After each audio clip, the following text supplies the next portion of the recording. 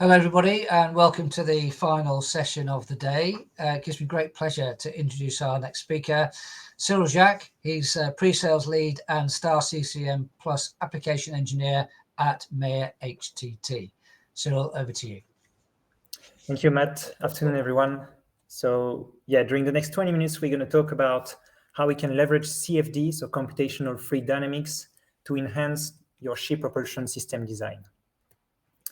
Let me start by introducing myself a bit more. So as Matt mentioned, I'm Cyril Jacques.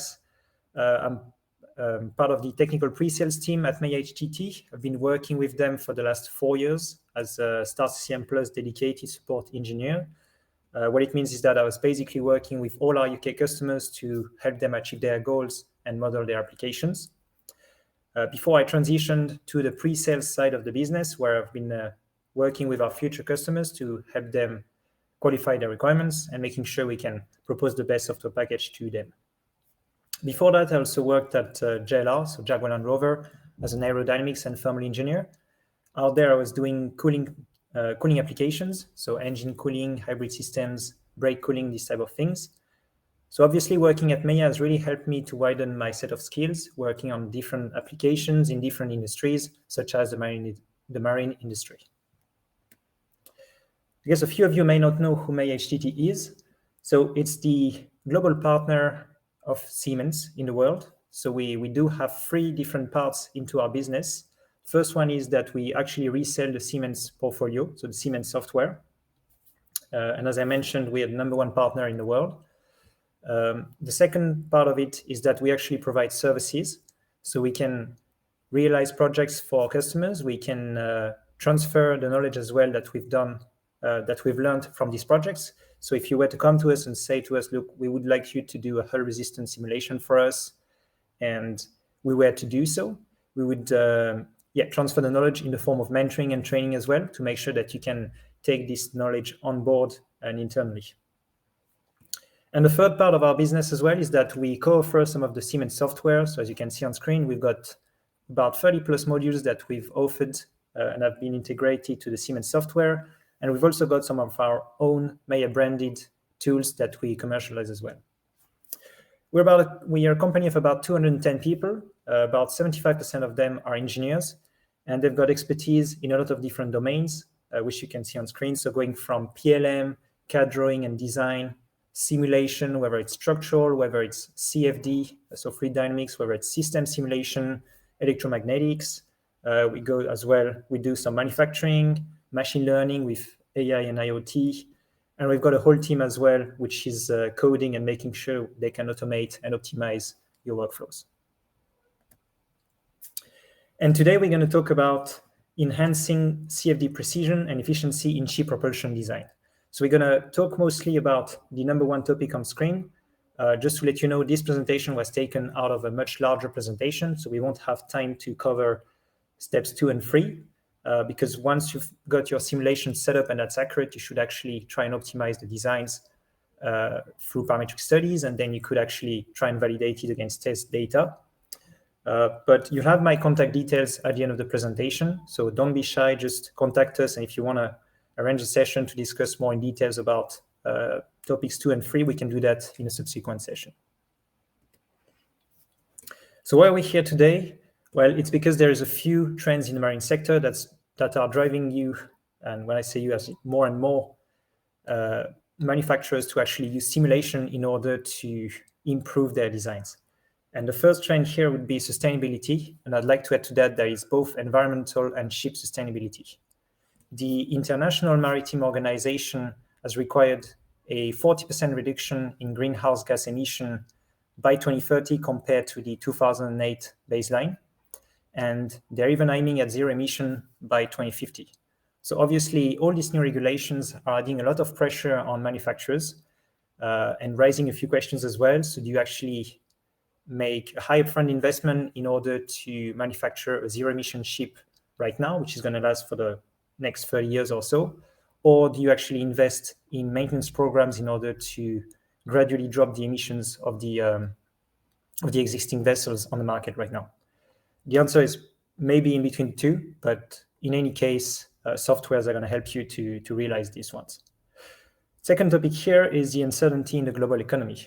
Obviously, everybody would have been aware of COVID and the Ukrainian-Russian war, which have driven the fuel prices to fluctuate quite a lot. And yeah, nowadays people have to reduce their dependency on fossil fuel in order to avoid being subject to high increase in prices, in costs like that. And the third topic there is the increased demand for high-tech vessels. So there's two aspects of this. The first one being that because you're going to have to try and go for a zero-emission ship, you're going to have to think about electrification, hydrogen potentially. So all these high technologies, you're going to need to develop and do a lot of R&D for them. And the second topic of it is the customer comfort, because customers are always raising their demands. They always want to see the latest technologies on board.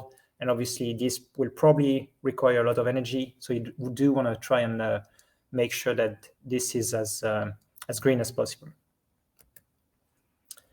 Within the Siemens portfolio, we have lots of tools which can basically accompany you from the start to the end of your V-shaped project, whether it's to plan and execute a project, whether it's the ship life cycle management, whether it's the CAD drawing, whether it's simulating your designs, manufacturing them or maintaining them. We have tools that can help you, tools and expertise that can help you in any of these steps. But today we're going to talk mostly about simulation. So I'm going to narrow down the portfolio to that platform, which is called the SimCenter platform. And on that platform, you've got a few tools, most of the CAE simulation tools. So whether it's structural, electromagnetics, CFD, etc., system simulation, but you've also got some physical testing software. So whenever you want to do any data acquisition, you can use some of the softwares located on that platform as well. And for today, we're going to focus on the hydrodynamic performance and the propulsion systems. And the tool from that platform that you're going to use is SimCenter StarCCM Plus.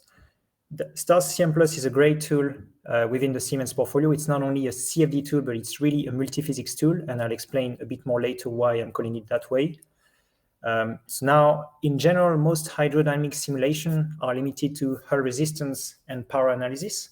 However, due to the decreasing cost of the computational power and the increasing efficiency of CFD simulations, we can now perform more complex simulations like maneuvering or ship launching. We've had some improvements brought to the software like adaptive mesh refinement or overset mesh, which you can see at the top of the screen, which basically now allows you to include more complex motion and physical processes within your case, all in order to make sure we can simulate real sea state conditions such as sea keeping or maneuvering, etc. So there's a few things that you can see there on screen, sea keeping, propeller noise. And in the next slides, we're going to discuss a bit more about what we can actually do, what we can offer with that tool. As we do so, I guess I'll jump a bit more in detail about what that looks like in the tool. The first thing is that you actually need to import the geometry in there. And lots of our customers within the marine industry are actually using Rhino, which is fine. That's accepted by StarCCM Plus. And once you've imported that data, you then need to discretize it. In a CFD tool, there's two things that you really need to be able to capture. There's the geometric features and the flow features. So for the geometry features here, you can see we're using prismatic layers to make sure we capture the boundary layer, so the high velocity gradients around the hull. And we also want to make sure we capture correctly the appendages, all the propulsion systems. So that's both for the geometric and the flow features. So I mentioned about the boundary layers.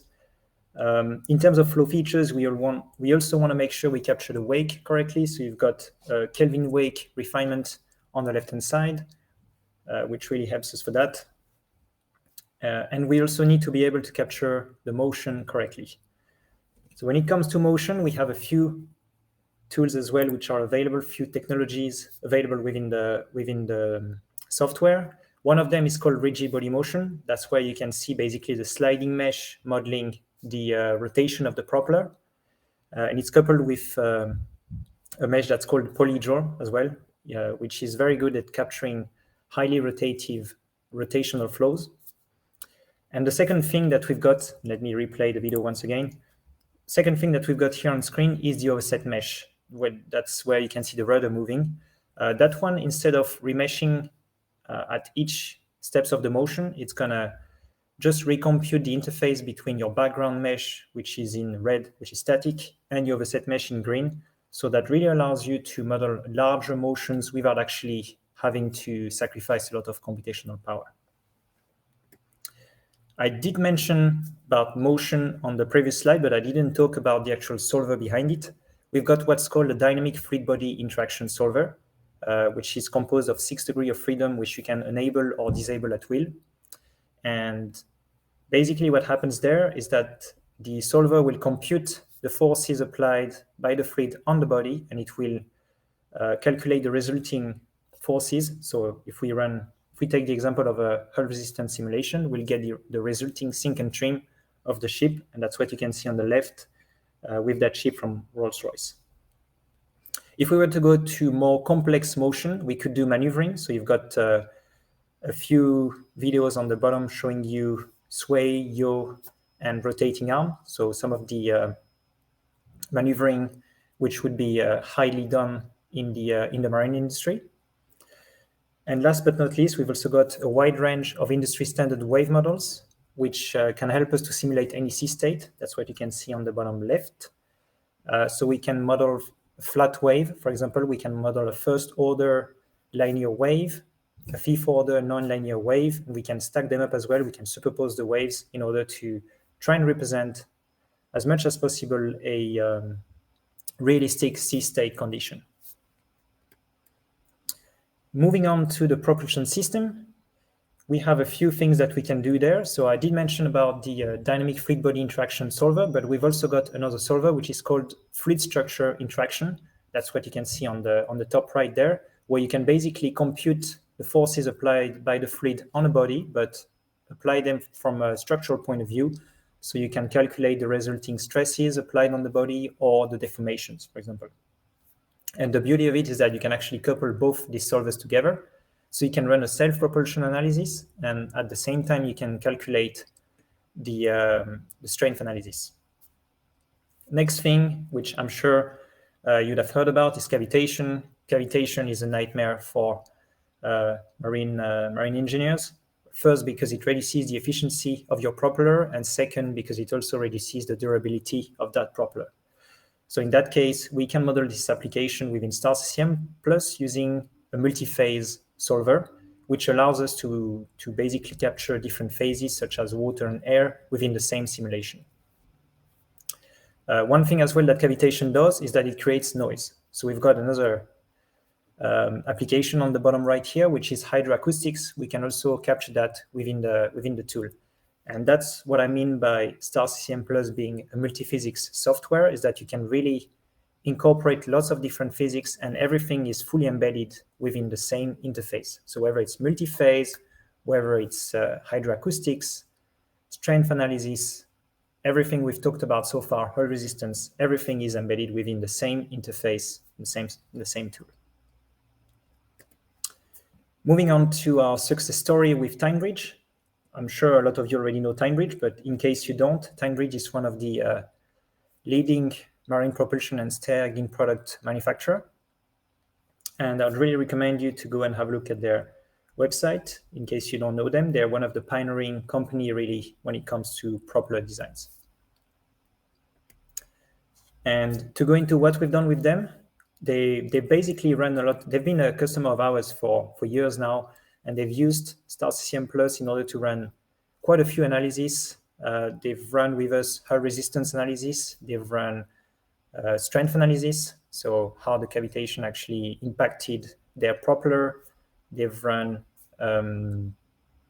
hydroacoustics analysis, and they've also run propeller efficiency analysis. And that's the one that's actually on screen. They went into their simulation and they post-processed the results. They actually looked at how the flow was interacting once it went through the propeller and reached out to the rudder.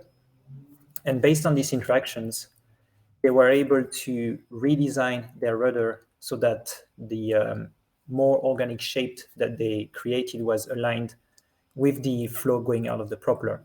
And that's what they call this velocity-aligned rudder. By doing so, they were able to take out the negative pressure concentration near the leading edge, and that actually led to an increased vessel stop speed by about 1 knot, which meant that for the same energy consumption, they were able to go faster. So they increased the efficiency of the propeller by using StarCCM Plus and by using our support as well. I've got a quote here from TimeBridge that said that Maya provided the support they wanted when they wanted it, and that's really what we do. We don't just provide the software and leave you alone to run it. We accompany you throughout your whole process, through your whole simulation, to make sure that you guys make the most out of the software and you can tackle your challenges, whether they're linked to fuel consumption and emissions or efficiency of certain systems within your ship. If you wanted to go even further, we could couple some tools together from the portfolio. So far, we've talked about StarCCM Plus, which is our fluid dynamics tool. We've also got another tool within the platform, which is called SimCenter AimSim, and that one is a system simulation tool. So what we could do here is that once we've actually done our hull resistance simulation in StarCCM Plus, we could get the results and import them back to AimSim into a much wider system, which in this case is a propeller system. And we could try and maximize the fuel efficiency and at the same time minimize the emissions for a given operating condition, which would have been run in StarCCM Plus. All of that in order to try and reduce our footprint and meet the IMO regulations. So there's quite a few coupling methods like that we can apply in between our different tools. And as I mentioned, within May HTT, we've got expertise on both these tools, so we would be able to help you with that. Some of our customers actually come to us asking for virtual twins as well, which is something that we can do and that more and more customers are asking us about.